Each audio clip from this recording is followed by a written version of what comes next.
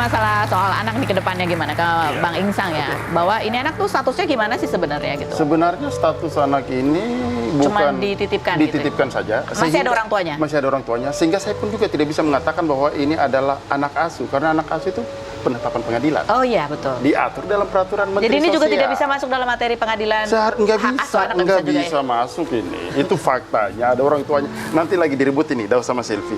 Tiba-tiba datang ibunya, kalian ributin anak saya. Oh gitu ya. Iya kan? Apa-apaan ini? Yang kacaunya lagi ketika pengadilan seumpama nih, memutus. Diberikan kepada Selfie. Contoh nih, kita berimajinasi aja. Tiba-tiba datang Selfie, dia laporin itu penculikan anak kan. Bisa jadi ya. Karena kan harus ya masih ada orang tuanya. Orang tuanya. Jadi waktu itu kenapa kamu setuju untuk mengaku bahwa lahirnya secara sesar? Ya sesar yang joget-joget kan. Maksudnya kamu sebagai suami mendukung? Ya gini loh Karos, kan pada awalnya kita pengen keluarga kita tuh harmonis ya Bang ya. Nggak mau yang namanya ada percekcokan, keributan gitu kan. Kita ya udah. Yang penting kan itu gitu. Kamu mensupport aja lah. Mensupport aja. Okay. Tapi benarkah bahwa hubungan antar keluarga besar kamu, orang tua kamu dengan Selfie itu agak memburuk setelah kasus permintaan tes DNA? Iya kan kalau tes DNA itu gini loh Karos. Ibaratnya tuh mama, Omi gitu kan. Ini kan lagi sayang-sayangnya sama cucunya. Sama cucu pertamanya. Ya kan sama Babang. Dan juga kan Babang ini kan hadir sebelum adanya hubungan kita ini. Gitu kan jauh kan gitu. Kok dikait-kaitkan?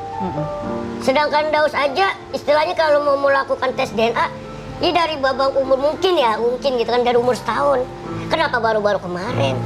Jadi ini istilahnya memang hal ini menjadi duri juga gitu ya. Sebenarnya apa ya, nggak duri juga, udah lewat. Udah lewat juga, udah clear kok. Udah clear. Jadi orang tua sebenarnya juga nggak apa-apa. Dan juga ungkapan yang dibilang orang tua Daus ikut campur dalam hal apa? Nggak ada. Nggak pernah, Karos. Oke, baik. Jadi ini bentuknya adalah sebuah klarifikasi gitu ya.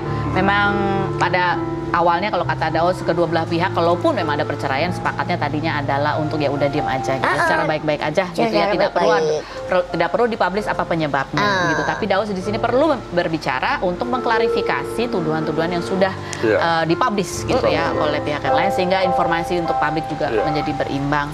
Dan ya mungkin bisa jadi pelajaran buat kita ya gitu ya, bahwa supaya nggak rame itu ya memang sebaiknya ya masalah rumah tangga diam aja gitu ya. Tapi kalau mau rame ya silakan. Jadinya kayak Daus Bini. Cover boy. Daus, Bang Insang, terima kasih sudah hadir. Berikutnya kita masih punya beberapa bintang tamu. Ada Weni. Ya, Weni yang dibilang katanya netizen mengatakan bahwa Weni ya jebolan DA ini ya semakin lama semakin glowing, rambutnya semakin panjang gitu ya. Apa perjalanan, apa cerita hidupnya? Kita lihat dulu profilnya berikut ini. Di Private Room sudah bersama dengan Weni ya. Weni yang hai, apa kabar? Ketemu lagi ya. Kita udah lama banget Udah lama banget. Tapi yang menarik dari Weni ini adalah di tahun 2020 kamu sempat posting begitu ya. Kamu mencurahkan bahwa kamu sempat mengalami gangguan kesehatan mental. Tapi postingan itu sudah dihapus sekarang gitu ya. Nah, dan yang menarik adalah di tahun 2023 ini gitu ya. Kamu tampil, orang melihatnya kamu semakin glowing gitu ya. Nah, kita ingin tahu apa yang terjadi sebetulnya di antara tahun 2020 sampai 2023 ini gitu. Sebenarnya mungkin masa-masa itu sudah Weni sudah melewati fasenya ya mungkin ya Kak. Jadi pada saat itu mungkin dalam suatu kondisi yang Weni pribadi nggak bisa kontrol. Jadi apapun itu seandainya di sosial media Weni upload apa itu nggak bisa dikontrol pada saat itu. Mungkin akhirnya menyebabkan terupload lah apa ya. Setelah terupload apa yang terjadi? Oh, kaget sih, kaget. Siapa yang kaget? Weni pribadi kaget karena dalam kondisi normal ya, normal gitu. Hah, kok bisa gitu kan? Apa yang kejadian? Jadi kamu tuh nggak ingat bahwa kamu upload itu? Bukan nggak inget sih, tapi kayak lebih tepatnya tuh kayak nggak bisa menempatkan diri ini bener apa enggak ya gitu. Mungkin pada masanya. Jadi kamu kaget tuh dalam kondisinya udah tenang, udah normal, kamu kaget. Ya sampai sekarang pun ibaratnya akhirnya orang tidak bisa melupakan kan. Betul. Dan itu beban buat kamu. Sebenarnya bukan beban sih, cuma mungkin Weni pribadi itu ingin move on. Ya, tapi tetap ya jejak digital nggak bisa hilang gitu. Betul. Tapi Kamu ingin move on. So far nggak apa-apa buat Weni gitu ya. Mungkin sebenarnya gini sih Kak, kadang kita tuh ada ya momennya kita kepengen dipandang orang atau dilihat orang itu normal gitu. Jadi kalau misalnya ada sisi-sisi yang seperti itu dibicarakan, jadi takutnya mereka nggak nyaman atau Weni-nya nggak nyaman gitu. Mungkin ada terkadang ada kepikiran kayak gitu. Nyaman nggak kamu? Kalau ngobrolin itu sebenarnya kalau pribadi nggak nyaman. Nggak nyaman. Tapi mungkin Weni ambil nilai positifnya. Mungkin ada beberapa teman-teman Weni juga mungkin di luar sana sesama public figure, sesama penyanyi mungkin yang mengalami, Weni bisa sedikit ngasih sharing lah ya, bahwa kita itu mungkin pernah mengalami, pernah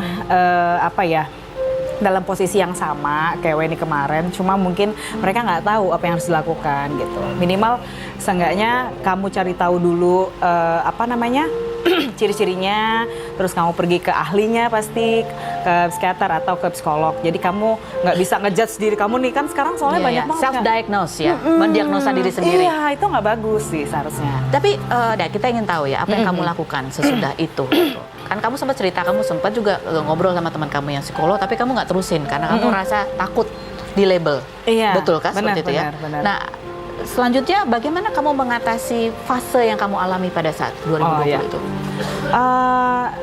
Kemarin itu sempat pulang kampung, jadi aku quality time sama keluarga ya. Mungkin kita tuh pada saat-saat masa-masa itu kita butuh orang-orang tersayang di keliling kita gitu. Jadi akhirnya beberapa minggu atau ada sebulanan kurang lebih pulang, itu benar-benar ninggalin sosial media dulu, healing dulu, dan akhirnya mungkin dengan berjalannya waktu, oh ternyata memang harus ada orang terdekat sih yang mengerti posisi kita, tahu nge-treatmentnya kita, jadi kita merasa nyaman, merasa terjaga.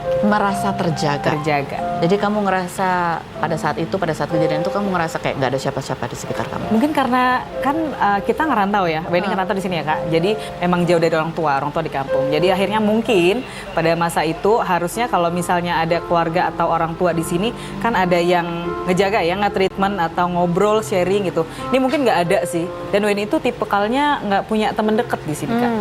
Jadi kalau rekan kerja banyak, misalnya sama penyanyi-penyanyi, teman-teman seleting itu rekan kerja. Jadi kalaupun kamu ada masalah, ada kesedihan, kemarahan, stres, itu kamu nggak bisa berbagi deh. Iya, nggak bisa sharing. Itu mungkin ya. Itu mungkin. Jadi kamu menemukan bahwa dengan kembali ke lingkungan yang kamu familiar, itu membantu kamu mengatasi stres. Sangat membantu. Nah, ke depannya bagaimana cara supaya itu tidak terulang lagi? Adakah? Ada dong pasti. Apa itu? Sekarang itu lebih menghindari hal-hal yang sensitif. Misal contoh kalau punya pacar berantem, emosinya harus agak dikendalikan. Kalau dulu enggak, meledak-ledak. Oh, enggak langsung dikeluarin ya? Iya. Ini dulu, diam dulu ya? Kalau sekarang diam dulu, jangan ngobrol dulu, introspeksi diri dulu, baru ngobrol. Jadi belajar bagaimana caranya mengelola emosi. Benar. Oke, baik. Kita akan ngobrol lagi sama Weni, barengan sama Dinar Candy. Kita akan dudukan mereka di kursi fitnah atau fakta. Karena Dinar Candy kan kemarin lagi rame tuh ya, dibilang katanya dia ada siapa namanya Siva Aprila bilang bahwa kalau ditanya siapa salah satu artis yang tidak berprestasi, dia mengatakan itu adalah Dinar Candy. Kalau ada orang ngomong gitu, kalau ditanya siapa artis yang nggak berprestasi, Weni, itu apa yang kamu rasakan? Setelah berikut ini kita bahas. Kita lihat tuh profilnya Dinar Candy.